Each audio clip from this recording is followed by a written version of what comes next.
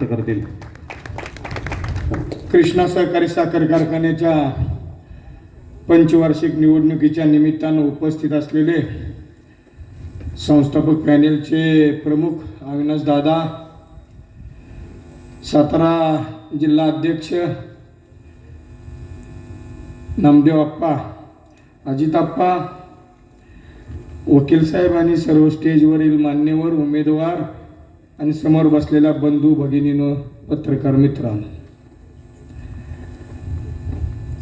कृष्णा सहकारी साखर कारखान्याच्या प्रचाराची काल जयवंतराव भोसले पॅनेलची कारव्यात सभा झाली.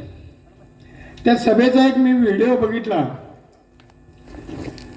आणि त्या व्हिडिओमध्ये कृष्णा कारखान्याचे विद्यमान चेअरमन बोलत होते आणि ते बोलताना मदन दादांना सांगत होते की दादा आणि इंद्रजित बाबा आणि आम्ही ज्या वेळेला कारखान्याचा कारभार केला किंवा कारभार करत होतो, कालचं सांगितलंय त्यांनी की ऑडिट करून आम्ही कारभार करत होतो. ऑडिट वडगाव हवेलीच्या विकास सोसायटीचे बी होतं आणि कारवे गाव कामाची सोसायटीचं बी ऑडिट होतं. ऑडिटला काय लागतं? ऑडिटर येतो, त्याला एक साखरेचं 2 क्विंटल दिलं की तेव्हा बिन काय करता जाते.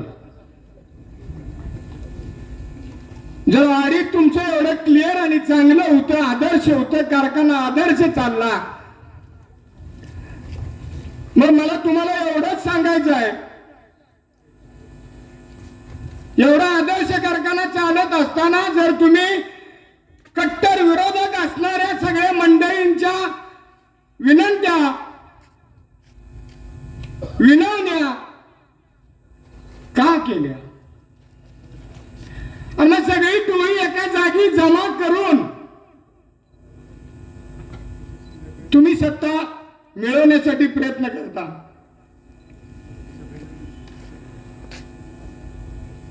आज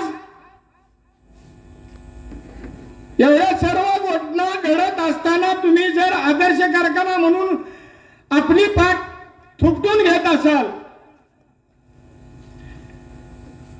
ती दुर्दैवाची गोष्ट आहे की तुम्ही प्रत्येक पुढाऱ्यांच्या घरापासून जाऊन घरी जाऊन काही करून तुम्ही यावेळेला आम्हाला पाठिंबा द्या.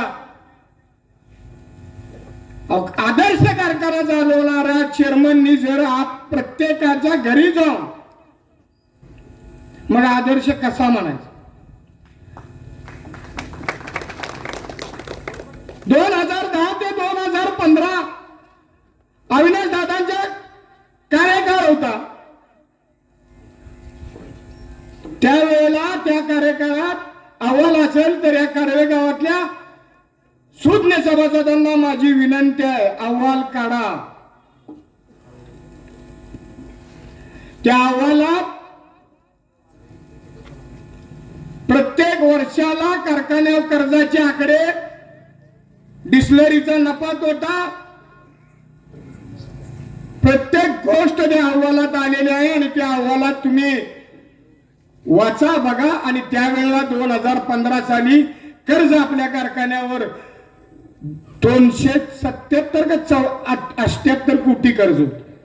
अहवाल काढून बघा. 2015 नंतर डॉक्टर सुरेश भोसले बाबा चेअरमन झाले. ते आज 2026 पर्यंत 977 कोटी रुपयाचं कर्ज कुठल्या माध्यमातून झालं, हा प्रश्न मी एका जाहीर सभेत त्यांना विचारला. म्हणून त्यांनी काल इथं सांगितलं की आमच्याकडे ऑडिट असतं. तुमचं वय किती झालं हे मला माहित नाही, पण माझं वय 60 आलंय, त्यामुळे मला कळतं ऑडिटर काय करतात. सभासदांची दिशाभूल करायची आणि पैसे वापर विधानसभेला, पैशाचा वापर आपल्या पुत्रांच्यासाठी, कारखाना लिक्विडेशन मध्ये 977 कोटी रुपये कर्ज. म्हणजे आज मी तुम्हाला सांगतो, जागा घेऊन कारखाना दुसरं नवीन तयार केला असता. कृष्णा सहकारी साखर कारखाना त्याची स्थापना किती साली झाली आणि राजाराम बापूंची स्थापना कधी झाली? जरा सभासद जर आपले सुज्ञ असाल तर त्या स्थापनाची चौकशी करा. 5 ते 6 वर्षानं कारखाना राजाराम बापू मागणं झाला. त्या कारखान्याचा जन्मच मागणं झाला. त्यामुळं आपण वाळवा तालुक्यात सांगली जिल्ह्यात कृष्णेचे सभासद त्या स्थापनेसाठी झाले. जर राजाराम बापू कारखाना जर त्यावेळेला स्थापन झाला असता तर वाळवा तालुक्यातले सभासद आज आपल्या कृष्णा कारखान्यात नसतो. मग राजाराम बापू कारखाना 5-6 वर्षानं पाठीमागणं जर झाला असेल तर राजाराम बापू कारखान्याची 4 युनिट भावानो नीट आहे का? 4 युनिट. पहिला राजाराम बापू सहकारी साखर कारखाना ईश्वरपूर मध्ये,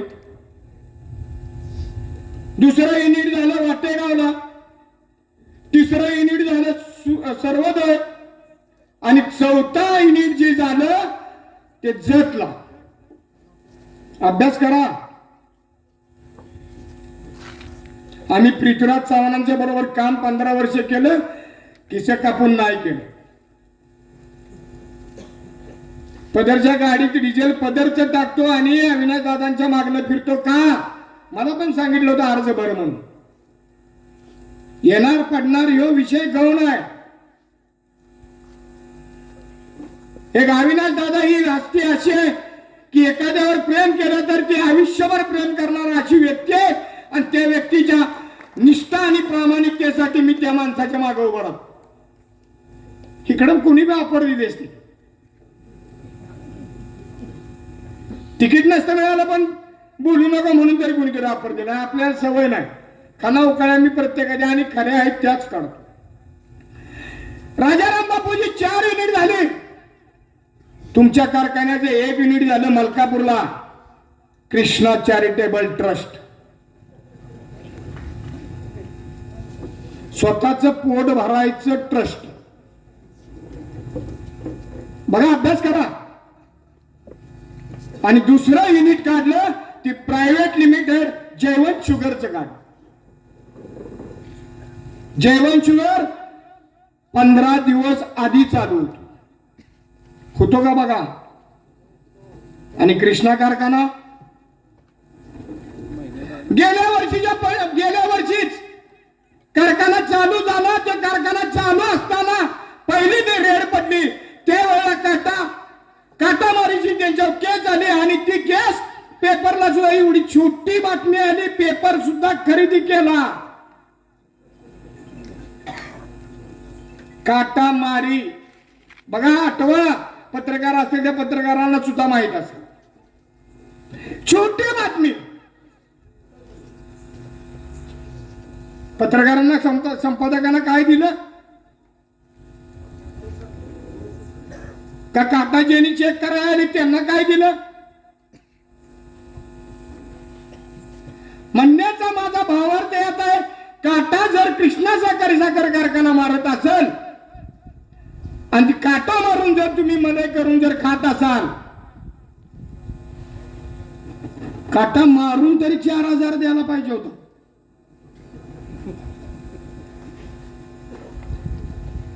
$977 कोटी कर्ज झालं. 977 कोटीचं 12 वर्षात 11 वर्षात 3 वेळा एक्सपान्शन केलं. एक्सपान्शन कुणासाठी केलं? कुणासाठी? बाबा. आपलं बाबा आमदारकीला उभं राहणार होत आणि त्या खर्चासाठी एक्सपान्शन केलं. स्वच्छ चारित्र्याच्या प्रतिमेचा एक महाराष्ट्र राज्याचा माजी मुख्यमंत्री सुद्धा तुम्ही पैशावर पाडला. आणि आज ही सुद्धा मी आत्ताच ऐकलं शिवनित्न सभेत येताना टायटनची घड्याळ वाटप आहे बर का, टायटनचं घड्याळ आणि 10,000चं पाकिट, 60 किलोचं पोत साखरेचं. बघा मग आता 60 किलो दिलं तर वर्षाला अविनाश दादा म्हणतात की 120 किलो देतो. सभासदाचा फायदा होईल की ह्यात नका टायटनच्या घड्याळात. काय चाललंय? 10,000चं पाकिट, टायटनचं घड्याळ, 60 किलोचं पोत. अरे कारखाना तुम्ही ठेवणार आहे का प्रायव्हेट लिमिटेड कंपनी करणार आहे? कैलासवासी जयवंतराव भोसले आप्पा प्रायव्हेट लिमिटेड कंपनी, सभासदांनी चुना लावून बोंबला. काय चाललं? अरे ज्या संस्थापकांनी कारखाना उभा केला ते संस्थापक यशवंतराव मोहिते भाऊ, आबासाहेब मोहिते, तात्यासाहेब कडसरकर, संभाजीराव थोरात, कारळेगावचे सुपुत्र पण यात होते आणि माझे चुलते दादासाहेब जगताप त्यात होते, रंगराव पाटील कोळ्याचे, अशी 10, 15, 20 मंडळी त्यावेळेला संस्थापक म्हणून त्यांनी काम केलं, कारखान्याची उभारणी केली. त्यात 3 व्यक्ती होत्या. आणि ज्या वेळेला विधानसभेची निवडणूक लागली त्यावेळेला भावना तिकडे घेतलं. भाऊ मंत्रिमंडळात गेलं, भाऊने आप्पांना चेअरमन केलं. आप्पांनी साऱ्या सभासदांनी बरोबर इष्टीत बसवलं, लाईनलाच टक्केवारी काढली आणि कृष्णा चॅरिटेबल ट्रस्ट बांधला. त्याचा फायदा कुणाला? तुमच्या नातवासनी. सभासदाचं मयत झालं, बिल भरा, 50,000चं बिल झालं. बिल असतं आधीच 25,000, आधीच बिल वाढवायचं का तर कोणतरी पुढारी येणार असतो माहित असतं, म्हणून ती 50 करायचं आणि त्या बॉडी देताना बिल भरून घेताना 25 घ्यायचं. जेवण शुगर झाला. आज शिरवळला 1,000-1,500 कोटीची प्रॉपर्टी उभा करायची चालू झाली. आणि सगळं तुमच्या पैशातलं, तुमच्या खर्चातलं, तुमच्या गावातलं, तुमच्या रक्तातलं.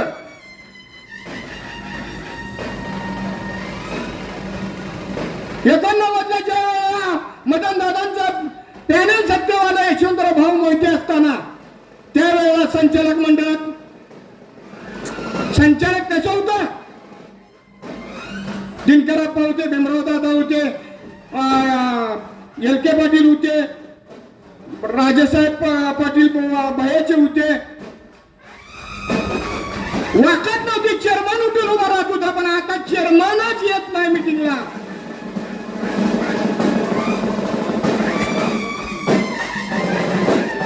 या ठिकाणी आगमन होतंय.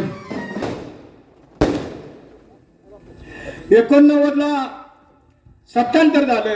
त्या सत्तांतरात यशवंतराव मोहिते भाऊंचा वाटा होता. आणि यशवंतराव मोहिते भाऊ ज्या वेळेला एक कारखान्याचं नेतृत्व मदनदादांच्या हातात दिलं आणि त्यावेळेला जी भाऊंचं नियोजन होतं त्या नियोजनात भाऊनी परतीच्या टीव्ही आणि टीव्हीवरील व्याज त्या काळात आपल्याला 12 महिने पैसे मिळत होतं का नाही बघा, आठवा. आणि त्यानंतर ज्या काही घटना घडत गेल्या, कारखाना कुठल्या दिशेला चालू झाला, कारखान्यावर कर्ज किती झालं, त्या कर्जाची परतफेड कुठल्या पद्धतीने करणार. आणि आज 977 कोटीचं कर्ज असताना कारखाना ही सांगतात की महिलेच्या हातात देऊन काय करा. अरे आबासाहेब मोहितेची ती नात सून आहे.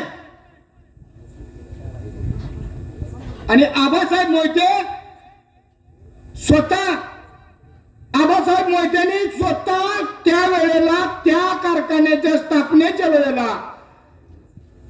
शेअर भाग भांडवल कमी पडत होतं म्हणून रेटरे बुद्रुक म्हणणं त्यावेळेला यांच्या कुटुंबापेक्षाही आबासाहेब मोहितेचं गर्भ श्रीमंतीचं कुटुंब होतं.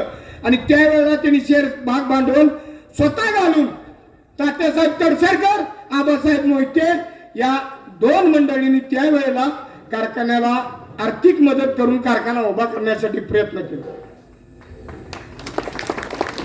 आणि ह्यांनी काय सांगितलं, अविनाश मोहितेनी 57 कोटी रुपये खाल्ले. अरे बाबानो, तुम्ही माणसाच्या शरीरातलं रक्त सुद्धा सोडलेलं नाही,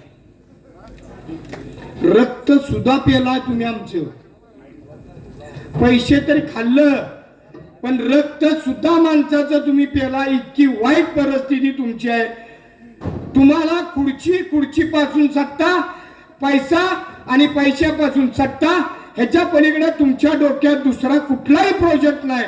आणि आता सगळी मंडळी एकत्र आली. त्याचं बी कारण मी तुम्हाला आज सांगतो, अजून सांगणार नव्हतो, शेवट सांगता सभेला सांगणार. कराड दक्षिणवर आरक्षण पडलं आमदारकीच. मग आता ही बाळा कुठे घालवायचं? आरक्षण पडते. फलटणला होतं आजपासून आरक्षण. मग ही सगळी टोळी परत एकत्र येण्याचं कारणच यांचं एक की बाकीच्या संस्था आपल्या ताब्यात राहिल्या पाहिजे. त्या संस्था ह्यांना कारखाना म्हणजे प्रत्येकाने वाटून घ्यायचे. तुम्हाला काय वाटाप चालू आत्ता बोलायचं, परत नाही. कालच्या सगळ्यात त्यांनी सांगितलंय आमचं तसं काय ठरलेलं नाही, आम्ही आपल्या एकमेकाला मदत करूया. या भावनेतून जर ही मंडळी एकत्र येत असेल तर मी एकत्र येण्याला माझा कुणालाही विरोध नाही. कारखाना जर खरोखरच चांगला चालला असता, नील असता, कारखान्याच्या 4 संस्था जर अजून वाढलेल्या असत्या, 4 युनिट, 4 राहू दे, 1 तरी युनिट काढलं असतं तुम्ही. 50 वर्ष कारखाना तुमच्या ताब्यात आहे, 5च वर्ष अविनाश दादांच्यात. मग 5 वर्षात 57 कोटी खाल्लं, 50 वर्षात तुम्ही किती खाल्लं? खरं बोलाय. आणि मी विचारलो एका जाहीर सभेत, म्हणून काल त्यांनी सांगितलं मी ऑडिटर ठेवलाय. कुठला, देशपांडे का कुठला ऑडिटर? वानखेडे. बावनकुळेला आणा, तो सहकार मंत्री. आमची काय अडचण आहे? एका भावाने पण पतसंस्था घेऊन टाकली, तुम्ही कारखाना गेला. मदनदादाला महिलाच ठेवलं तुम्ही. मदनदा मागणे याच चांगला नेता, स्वच्छ प्रतिमेचा चांगला सुसंस्कृत नेता, पुढून आलेल्या माणसाचा चेहऱ्यावर न सांगणार की शो माणूस माझ्याकडे कशासाठी आला. त्या दादांची अवस्थाच वाईट करून टाक. बघा, अभ्यास करा. म्हणून मी सभासद बंधूंना तुम्हाला आवर्जून सांगतो, कुणी बघा, मी मदन दादांचा आहे, मी पृथ्वीराज चव्हाणांचा आहे, मी इंद्रजित बाबांचा आहे, सगळं बरोबर आहे. जर चुकून कारखाना खाजगीकरणाकडे गेला, वसंतदादा सहकारी साखर कारखाना सांगली 4-5 वर्ष बंद होता. माझ्या भावानो, मी तुम्हाला आवर्जून सांगतोय, मी त्या कारखान्यात ऊसाच्या मशनी चालवल्या.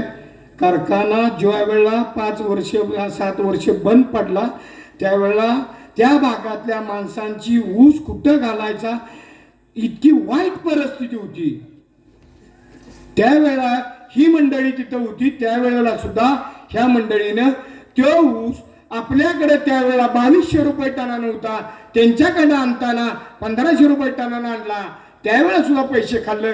काही मंडळींनी फलटणवरनं ऊस आणला. का सांगतो मी तुम्हाला, जर संस्था टिकवायची असेल आणि संस्थेचा भाग आपल्याला वाढवायचा असेल, संस्थेच्या ज्या उपशाखा होत्या आपल्या, मयूर कुक्कुट पालन असेल, फिडमिल असेल, कृषी उद्योग संघ असेल, आज मयूर कुक्कुट पालनची जमीन 17 लाख रुपये गुंठ्यानं विकायला काढल्या. माहिती घ्या, मी खोटं बोलत नाही. तुम्हाला जर माहिती घ्यायची असेल तर माहिती घ्या. मयूर कुक्कुटपालनची जमीन सुद्धा त्यांनी विकायला काढली आणि 17 लाख 15 लाख रुपये गुंठ्यानं चालू आहे. जर अशी परिस्थिती जर आपल्या संस्थेच्या ती संस्था कुणाची आहे? सभासदांच्याच मालकीची आहे. मयूर असू द्या, पिडमिल असू द्या, कृष्णा कृषी उद्योग संघ असू द्या, ह्यांच्या डोक्यात आहे.